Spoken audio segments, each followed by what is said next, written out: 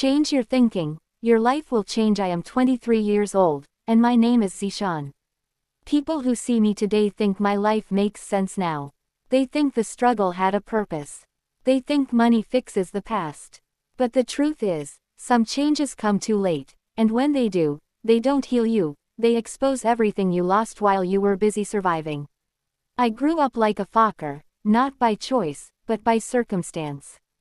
My pockets were always empty, but my heart never was. I lived in one small rented room where the walls listened to my thoughts at night. The fan made noise but never cooled anything. Rainwater leaked through the cracks, and I would place buckets on the floor like silent guards. At night, when the city slept, I stayed awake staring at the ceiling, wondering if life would ever look at me with kindness. That's when she entered my life. She didn't fall in love with what I had, because I had nothing.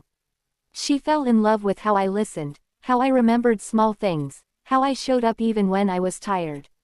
She was the kind of person who loved quietly.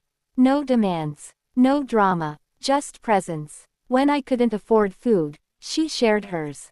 When my phone balance ended, she waited for my reply without complaining. When days passed without seeing me, she told herself I must be busy, not careless. I was loyal to her in my own way, but I was also distracted by hunger, by dreams, by the pressure to become someone. I kept telling myself, just a little more time. Just a little more sacrifice. Just one more year of struggle, then I'll love her properly. But love doesn't survive on future promises. At night, I used to sit outside tea stalls, watching people laugh, holding my phone like it was a lifeline. Her messages glowed on the screen, soft and patient. Sometimes I read them and replied late. Sometimes I read them and didn't reply at all.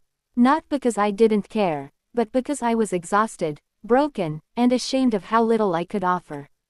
She never fought. That was the most painful part. She absorbed everything quietly. Her pain never made noise. She never said, "You're changing." She never said, "I feel alone." She just became quieter. And I didn't notice. Life changed fast after that. Luck finally touched my shoulder. A small opportunity turned into something big.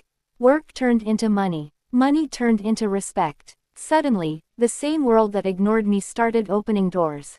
People called me Zimadar, successful, settled.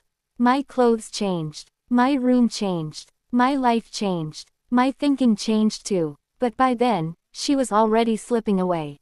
I remember the night I realized it. The rain was heavy, hitting the windows of my new apartment. The room was big, expensive, and completely silent. I reached for my phone to tell her something good, something I could finally give her. Her last message was days old.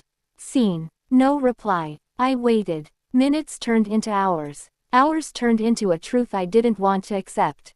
When I finally met her, she looked the same, and completely different. Her eyes no longer searched for me. She spoke kindly, but there was distance in every word. She told me she was tired, not of me, but of waiting.